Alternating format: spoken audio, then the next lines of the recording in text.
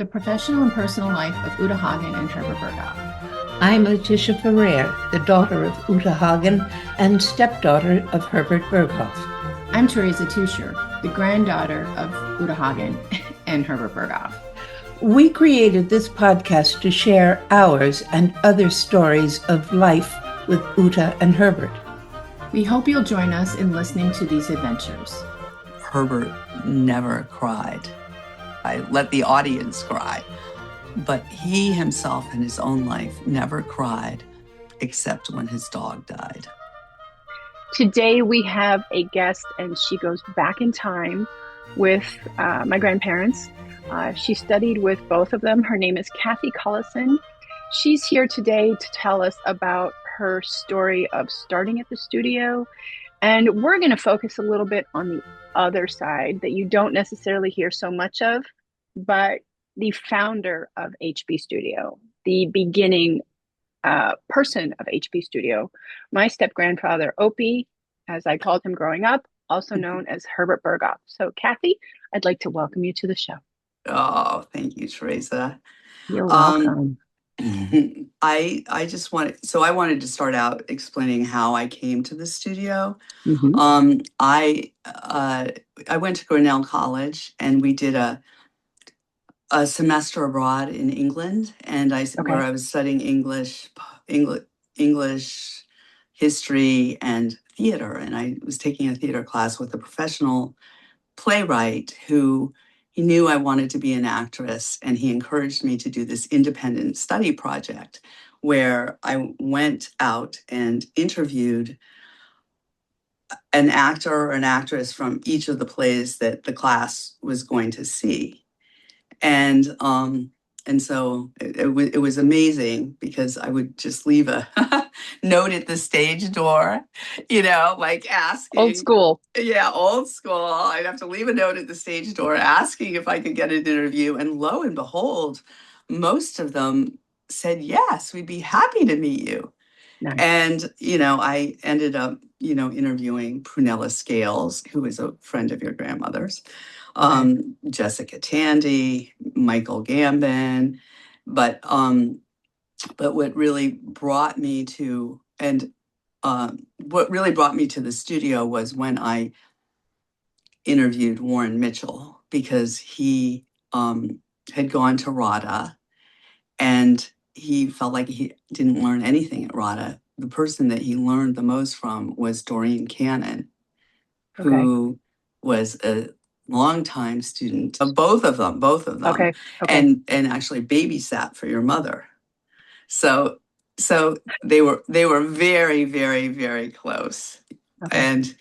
And I don't think your mom, I don't think either of them wanted her to move to London, but she met somebody and fell in love and moved to London. And so she brought their approach to acting to London. She became the head of the drama center, head of acting at the drama center. Okay. And which was, one of the best drama schools in London at that time. And then she became the head of acting at RADA. Okay. And so she literally introduced Uta and Herbert's methods and techniques to London. And it was just very, very serendipitous that I happened to meet Warren Mitchel, because he was doing Death of a Salesman, which he won an Olivier for. It was the best Death of a Salesman I've ever seen in my life. Wow. And he sent me to see Doreen, and that really started it all off. And at the same time, I also another person I interviewed was Edward de Souza, who was in a Tom Stoppard play on the West End with Maggie Smith, and then directing Dirty Linen by Tom Stoppard at the Arts Theater down the street. And he invited me to understudy, kind of like as a student, a part in Dirty Linen. So I ended up staying in London to study with Doreen and to understudy this part in Dirty Linen. And it was like an absolutely amazing experience. But then my dad, I had one semester left of Grinnell, and my dad insisted that I leave London. Wow. And go back to Iowa to graduate from Grinnell. Okay. Thanks, Dad. And so I had to go home, and I was on a full scholarship to Grinnell and financial aid. And I had to work 4 jobs, just to earn the money to get back to Grinnell the next semester. So I worked 4 jobs. It was just crazy going back to Grinnell after being in London and studying with Doreen. But anyway, so I was totally exhausted from working 4 jobs. And I wanted to take a semester off, but I called the financial aids officer, and he said, and I didn't even have money to buy a winter coat. And I said, I don't have money to buy a winter coat. I can't come to Iowa this winter. Can I come in the spring?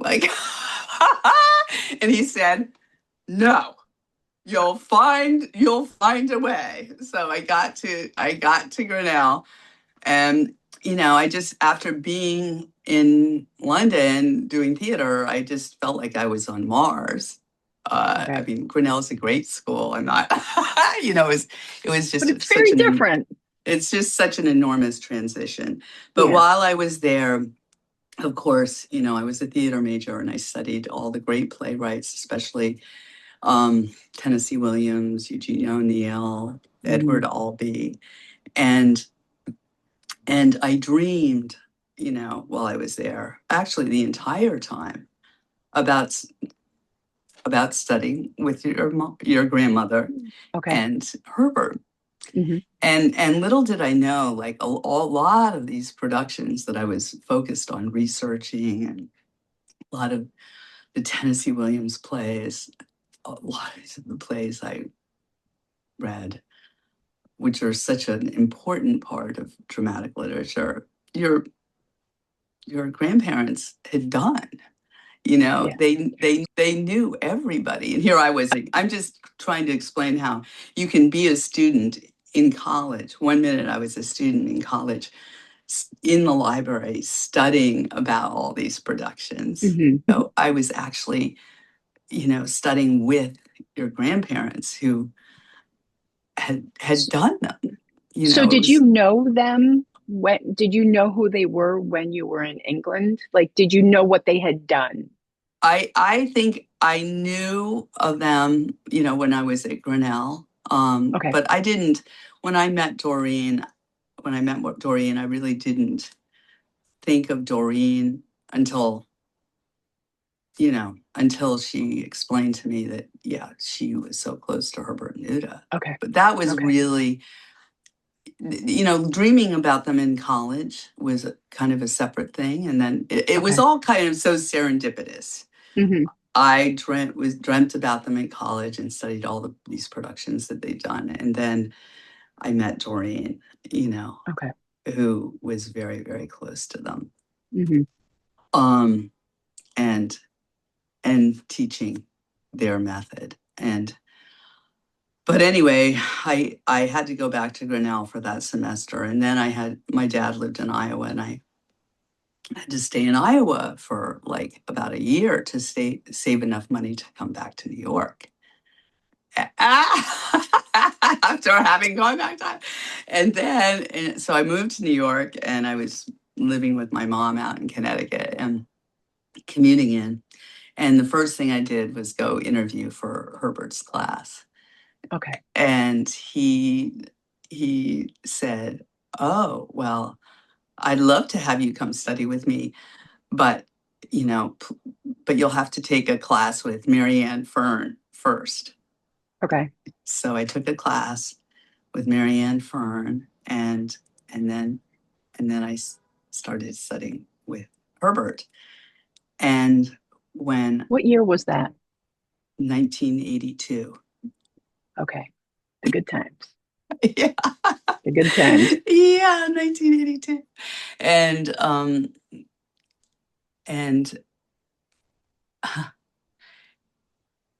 now I'm going to start to cry, because when I started studying with Herbert, like, my whole life changed.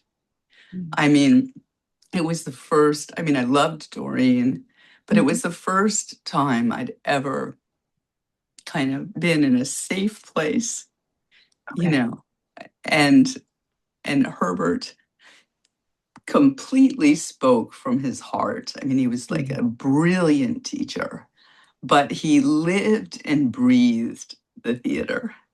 Yeah. And it was almost a spiritual experience, because he was so, it was such a part of him. And he was able to share that with us, and teach us to believe in ourselves. I think one of the most important messages that Herbert gave people is to believe in your differences, because it's your differences that make you special. You know, I remember one girl doing a scene, and he said, you know, you have to believe in every freckle on your face. You know, you have to like those freckles, because those are what makes you so special. And he just, I don't know, he just had a way of kind of looking into your soul and speaking to your heart and your soul when he spoke about acting. So he was not only a great acting teacher, but he really made you feel, I can't explain it, but he made you feel like you were in the theater and in the place. It was the first time I had actually experienced being in the place that I really wanted to be. You know, and I felt like I'd found the people that, you know, my tribe, the people that I really wanted to be with, because And just you're still because, friends. You're yeah, still friends with and some of them. and I'm still friends with a lot of them, Yeah. absolutely. And yeah, and not only that, Herbert and Uta also, you know, I went on to study with other teachers who I became very, very close to, like, for example, Austin Pendleton. I've done 2 plays with Austin Pendleton, and Ann Jackson, who became my mentor and my best friend, like my soulmate. You know, I mean, so the gifts that your grandparents gave me are It, enormous. it's it's it's so wild for me to hear it, because I mean, I've often said that, to me they were Omi and Opie, Mm-hmm. and that was it. And even now I'm backtracking on their careers. My God, I, I'm I'm learning about them in the professional world, and Mm-hmm. I'm like, they deserve everything they get, every ounce of it. Mm-hmm. Yeah. And then for them to have done what they did Yeah, professionally, and share it with yeah, young students, completely share it, you know, and give them a chance to live that life, because you can't, it's very hard, I think, when you're a young actor, to fully embrace yourself as an actor, unless okay, you have someone like Herbert or Uta in your life, like, who give you the chance to experience it fully, and give you hope, you know. yeah. How long did you study with him for? I studied from 1982 until he died. Wow, Yeah, and I was a his lot of keys, stories. a lot of stories. And was his key student, always for at least one of his classes a week. And I, did. How many did he teach? He taught about 5 classes a week. I mean, he lived down at the studio. He just lived there. And if he wasn't in his classroom, he was next door at the theater. Theater, right. He was just amazing. So when one of the things that happened to me with Herbert was I studied with him for many, many years. And I did the shoeing up of Blanco Posnet, which Herbert directed for us for 8 months. Nobody does that anymore. Nobody does that anymore. But it was so special because, he wanted us to know every single tiny, he wanted us to know and completely have the environment in our bones.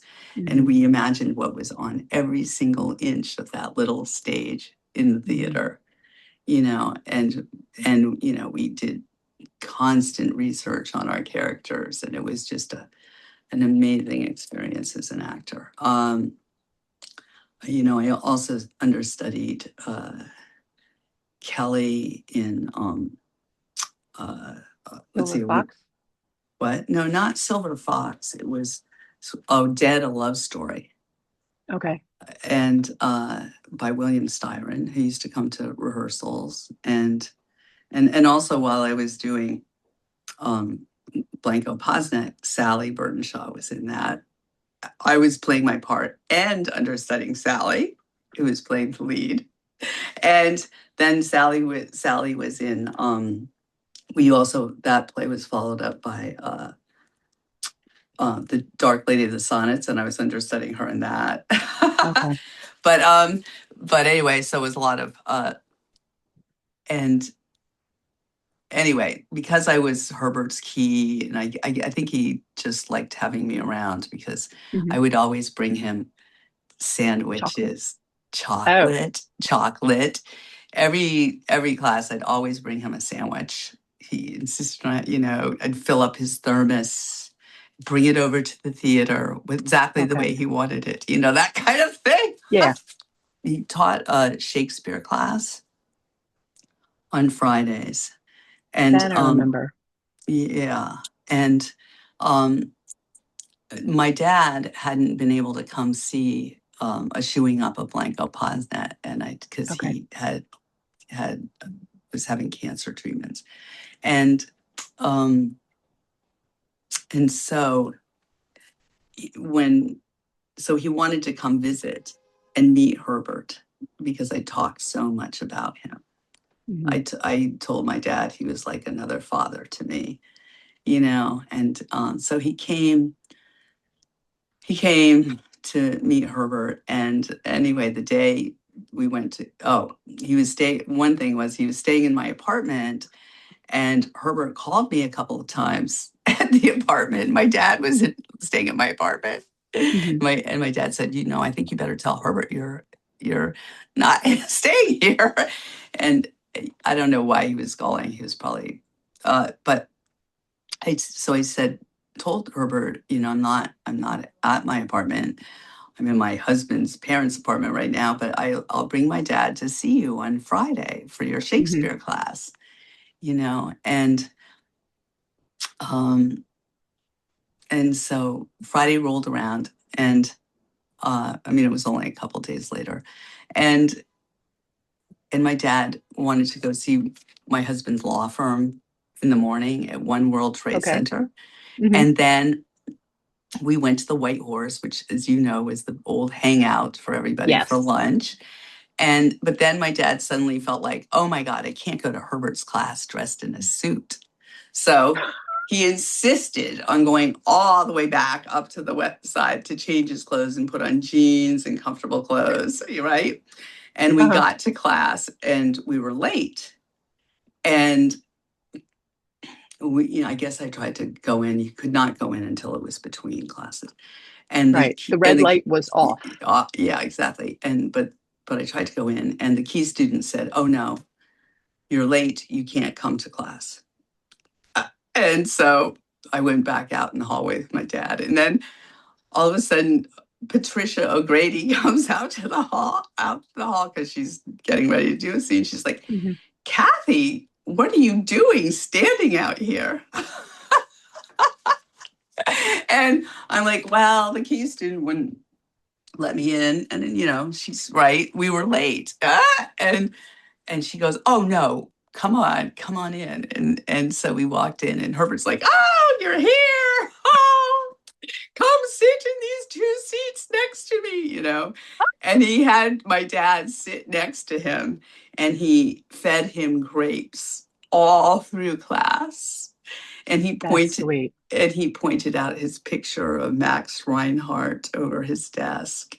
Oh, okay. Who he studied That with. one I don't know. I only know the picture of Lassie. And Lassie. Well, he had Max Reinhardt, who he Okay. always spoke about, Right. and Lassie, who was his favorite actor, as you Yes. know. Yes. Which And is hilarious. it was hilarious. So it was an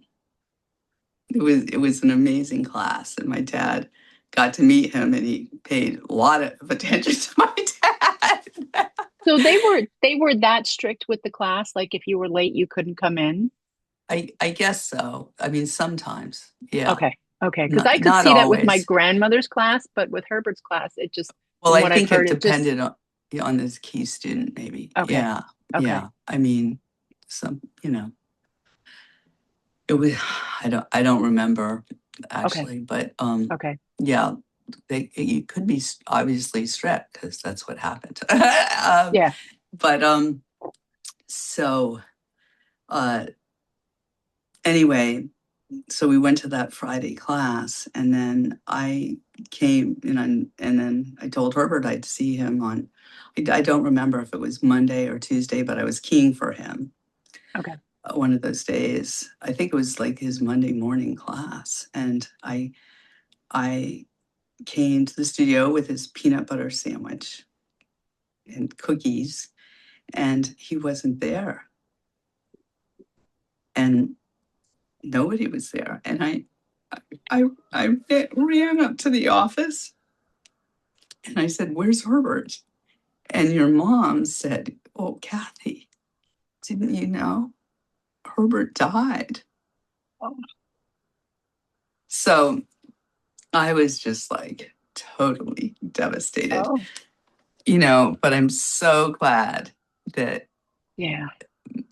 my dad got to meet him Yeah. before he died. It was amazing. And by the way, this is his cup. Herbert's. That's her. From his, Did my what? did my grandmother give it to you? I think he gave it to me, You know what it or maybe reminds. I gave it to him and he gave it back. I don't know. Okay. But you know what's the film? I have two of his cups, and this one too. These funny, he used to always have these funny cups. See, this is a side of him I never knew. Yeah. He's like, he was the only saving grace I can say in the way that you found out how he left or when he passed is that it was through his family. Oh, exactly. I know. That's the only saving grace. Absolutely. It was so, your mom was so sweet, so sweet, so sweet. And and then Bill Hickey, I was so upset that Bill Hickey invited me into his class just to be there. Okay. So he said, "I think you should come to my class and just sit in my class." Mm-hmm. Because just, hearing Bill Hickey telling stories about Herbert. Yeah. I mean, I kind remember of was him. Very like, there's comfort in that. They're comforting, very comforting. Yeah. But it's funny because like at that time when they were around, everybody just brought everybody together. Yeah, that's so true. And it It's like, was okay, like, if you can't be here, then we're going to put you there. right. Well, I didn't even study with him. Right. I was just went to listen to the class. Yeah. I'd go to audit the class, and it was so sweet of him. I was studying with your grandmother at the time, Okay. I think Okay. too, and I started studying with with Austin Pendleton, Mhm. because Austin always kind of reminded me of a combination of Herbert and Uta, like he, Okay. you know, uh, you know, Uta was more technical Mhm. and absolutely brilliant, and Herbert was not, technical in his own way, but he Right. spoke more generally about and He said, would tell he would tell perf- stories and then metaphors and then bring it in. So it was yeah, relatable from what I've been told. yeah, that's true. And I have some notes from him that he also just said things that were, he had a whole philosophy about life, and he shared his philosophy of life, which would Yeah. the the the way he thought an artist needs to live to be an artist, Mhm. and like one of the things he said, I wrote down, was that um you what was it? I have it here. If you can't embrace your authentic self, you can't act. Yeah, and then that led to, you have to love every freckle on your face, every Mhm. difference that you have. A lot of times, all the things that you don't like about yourself are the things that make you so special.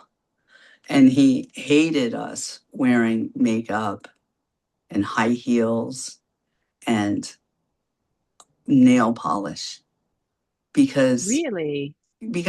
a lot, because you couldn't ground yourself Okay. in the character, you know. That's so Well, interesting. well, also he was, yeah, it makes sense. He really wanted people to be able to bear themselves and allow themselves to be vulnerable. Mhm. And actors sometimes try to hide themselves, you know. And yeah, there was another, yeah. Um, he he said, yeah, you must be behind the character. Discover yourself in that freedom more than you will ever. Yeah, you will discover yourself more in that freedom than you will in your own life. Interesting. You can choose because as an actor, you can choose whatever you want to be. You do not have to be so protective as you are in your own private life. Wow. So just be pure. Be pure and Be be pure. honest, which is, really what the theater is all about. Yeah. It's about truth. So if you can't tell the truth as an actor, as a character, there is nothing, Yeah. Um, he said, what you really are is much better than you imagine yourself to be. I love that. You must want to speak or want to sing or want to dance. Once you want to speak, the words become real. I'm going to cry. Yeah, he said the most. And he always said, if you want to learn to act, if you want to learn to act, just go to the playground, the little playground down the street at the end Hmm. of Bank Street. Abington Square. Yep. If you want to learn to act, just go to the playground and watch children play. Yeah. I And I've told and this. dogs, Yeah. you know. I've told this story before. I used to go into his class because he had chocolate. Oh, And I yeah. remember I remember one time I was there and I was sitting on the lower level Uh-huh. And I was sitting there like this, with my elbows on my knees, and I was just thinking, when is this going to be over? I want chocolate. And there was somebody doing a scene, and he was talking to them about the scene, and he said, Tessa, go sit on the bench like that. And I was like, and he used me as an example for the purity of the scene and say, that's how you do it. Yeah. Yeah. And I was That, like, how you do what? I just want, you got lilacs in the bag. I want the, yeah, that's definitely what he believed in. yeah. And and so really we had to unlearn a lot of learned behaviors, Mm-hmm. you know, is, How long did that take you? oh, I mean, I think it's an ongoing process. Okay. I'm still learning it, but and it's hard, it's hard because especially now with self tapes. But but but but no, I mean, I did learn, and he I learned so much from him. He said thinking is not a substitute for doing. The appetite an actor has for doing is the appetite you have for being an actor. Wow. To want is to do. And he said, he would always repeat, I am, I want, I do. Mm-hmm. And you must think subjectively about that and be selfish about it. Um, I just, yeah, whatever makes you different is what makes you special. Authenticity and believing in yourself.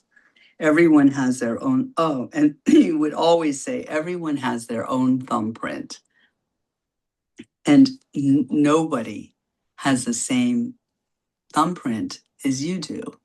This was the story he told to define the fact that there is only one you.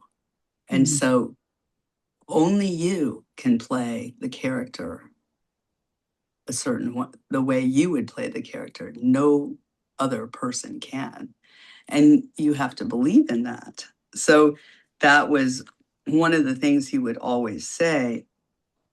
And it was so amazing because when my dad came to that class, and then a couple of years later my dad died, and I went to the memorial, and after the memorial, my father was a lawyer, and he worked with uh, a lot of families who are having trouble with their children. Okay. A lot of kids that got into trouble. He was a litigator, and at his memorial, one of his clients came up to me and said, your father meant so much to us. He really changed the way we thought about our son, because he said, you only have one thumbprint, and you must Wow. believe in that thumbprint. And that really finally made us understand our son. Wow.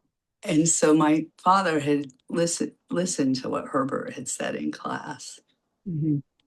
and was now sharing it in his law practice with his clients. And that really changed their lives.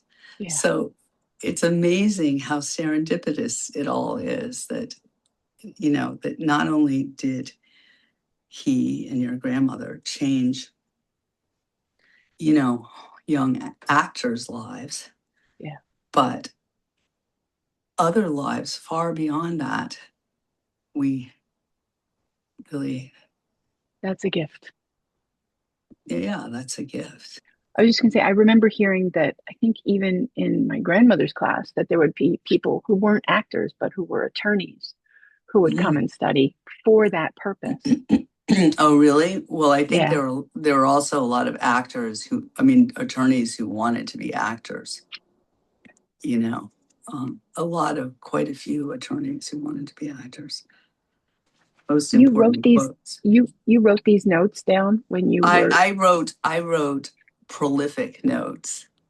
I used to sit in the back and I would write down every single thing he said because it was so profound. Mhm. And Wow.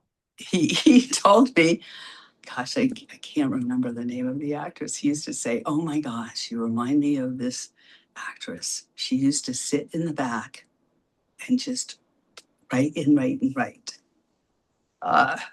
But yeah,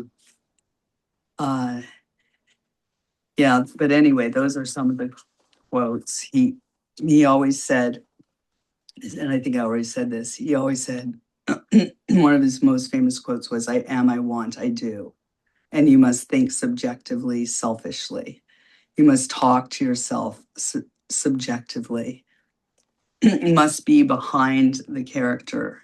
Discover yourself in that freedom I already said this, much more than you'll ever discover your freedom in your private life. And Herbert used to always say, like acting is the only profession where you can die and come back to life. It's true. Yeah, it's true. It's true. Wow. This is wonderful that Yeah. you have all these notes, though. Yeah. Yeah, I have a lot. I have a lot of unbelievable things that he said. He was just amazing. I found another note of his that spoke about, you know, what you need to, when studying a character, you should find like 10 different ways, 10 different objectives, and 10 different ways of playing this character, or 10 different objectives, and then let go of all of them, and pick one. Just Okay. like you do all this work on a character, but then just get rid of all of it, and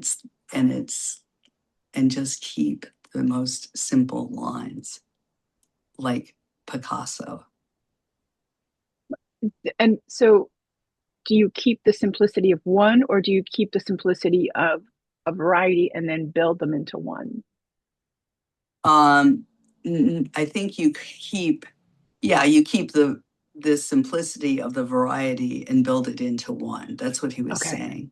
Okay. Into, 3 fine lines instead of 20. I mean, you have to decide. Okay. Also, you have to decide. I'm not being very clear, because you have to decide which objective works the best for you. Okay. But out of all those objectives, you have to find out what works for you. But then when you find out what works for you, then you have to scale back and make simple choices, Okay. simple, clear choices, And to not overthink it. and cannot overthink it. Yeah. Yeah, because he would always say that acting requires a lot of courage, because you have to be fearless. You have to be completely in the moment, Mm-hmm. and never, as soon as you start playing for the audience, you're sunk, right? Of course, you're playing for the character, Okay. and it's all coming from yourself. Wow. I'm Yeah. learning, I feel like for the first time, a very different side of him that is much bigger than I knew him. Really? Yeah. I mean, he was Opie to Yeah. me. Yeah. Yeah. And I knew that he lived and breathed at the studio and that he was at their home for the holidays. But this is just a side of him that I didn't know. I knew my Yeah. grandmother, you know, spent a lot Mm-hmm. of time with her, and they Mm-hmm. would talk every day when she would be in Montauk. Mm-hmm. Um, but this complex person that he was broke things is and broke things down in your notes to just be the simplest of forms. Yeah. You know, he said, thinking is not a substitute for doing. You're distracted from finding the living score. The inner language is the doing. And the appetite for the actor has to be for doing. And in the appetite you have, I already said this, and the appetite you have for the actor is that appetite is the appetite you have for doing is the appetite you have for being an actor. And technique is to know what to do when it is not working, What which does is a that good mean? point, you know. What does that mean? Well, you have to have a technique to fall back on Okay. because, you know, like if it's not working for you as an actor, you have a technique that will get you back there. Okay. Okay. I mean, because you are like completely vulnerable up there. And you just have to be in the game all the time. Okay. And he used to always say, when you're working with somebody, always surprise them, which is, you know, because it keeps everything alive. Yeah. Um, Yeah. and he definitely, he did not like scene partners directing each other. Okay. And there's, you know, there's a good reason for that because you have to kind of find the scene together. If Mm-hmm. somebody starts directing you in a scene, you can't find it for yourself, you know. Um, You uh, have such valuable information. yeah, yeah, I know. I could do a whole podcast just on all of his notes. We should. We should. If I could just, We I should. just need to organize them all, and we will do that because he uh, words have to have a destination and words must have to have a destination Mm. and must wait for an answer. You know Wow. how important it is when you say a word to another character. It's because you want something. Right. And then you're waiting to see what Mm-hmm. they how they respond, to see what you get back. Yeah. And in those pauses are totally filled. Yeah. I did recently I did a interview with Matt Conlon, Ah. and he was talking about studying with Herbert, and he was saying the hardest thing was to listen with your eyes closed, like shut yourself down Mm, and just listen, mm, because our automatic response is to engage, right. but to be silent, listen, and then maybe react, or react however that reaction is, because it's going to be a reaction whatever it is, but Mhm. to like be quiet. Yeah, listening is so important as an actor. Yeah.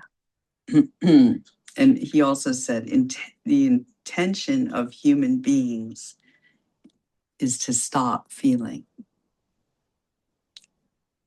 The intention of an actor is to feel. Which then he said, I don't know what this means, which gets you in trouble. Could mean a lot of things. But that is so true, that, that's part of being an actor, is that that's also part of why I had a passion to become an actor, is because I felt like I was living in a world where nobody wanted to feel. A lot of times people don't want to feel. Yeah. They completely detach themselves from their feelings and from the feelings of other people. And theater kind of forces you to, face your feelings and to feel, I think. He said, oh, I don't know. He said, either you're a walker or a talker. A great actor is a great walker and a great talker. Words walk too. Body talks when opening a window. He had so many. Instead of thinking about just the feeling, think about the consequences of the feeling. Just take everything in, and it's like you have to stop and think about it. Yeah. You have to pause and be silent and hear it and let it breathe into your skin. Yeah. Yeah. Wow. Thank you. No. It's everything he said was so profound. And this is just how he talked all the time. I didn't know any of this. I mean, these are his words, just straight from him. Yeah. He was I'm going to ask you this. brilliant. And I always ask people this. Mm-hmm. What do you miss the most? Oh.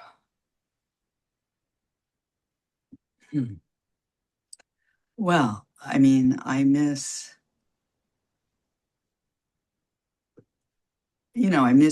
that feeling of,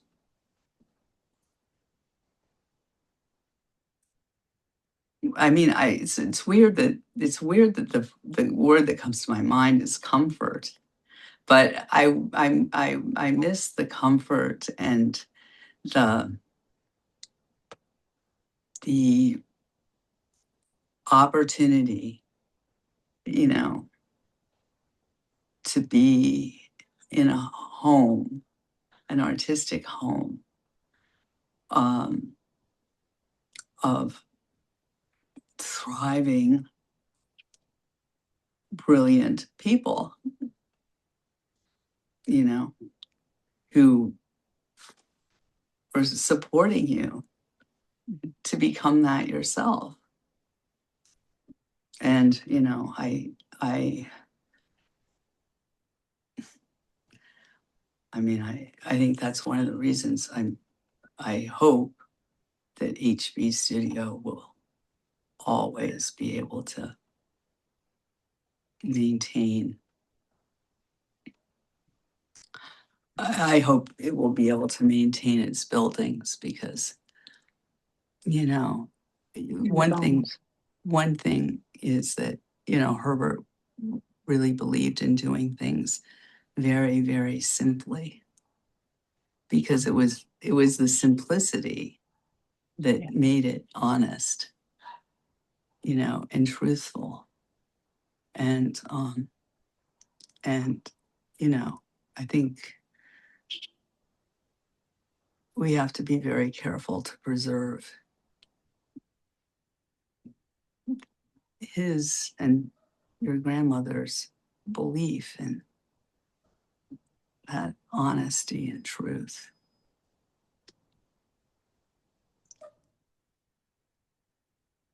On that note, Kathy, I would like to thank you for being a guest on this show. If anybody doesn't have a tear shedding, I'm going to be shocked because but thank you. Thank you. Thank you. Oh, thank you, Teresa. Thank you for having me. Of course, you've given us so much valuable information. And we're going to continue this in a future episode with Kathy, where she's going to talk about my grandmother. Yeah, that will be fun. That will be fun. Kathy, I'd like to thank you for being a guest on the show. Yeah, thank you, Teresa. Thank you. Thank you for having me. It was a real honor. If you like this podcast, please feel free to share this with your friends. Thanks for listening, and stay tuned for more stories on the professional and personal life of Uta Hagen and Herbert.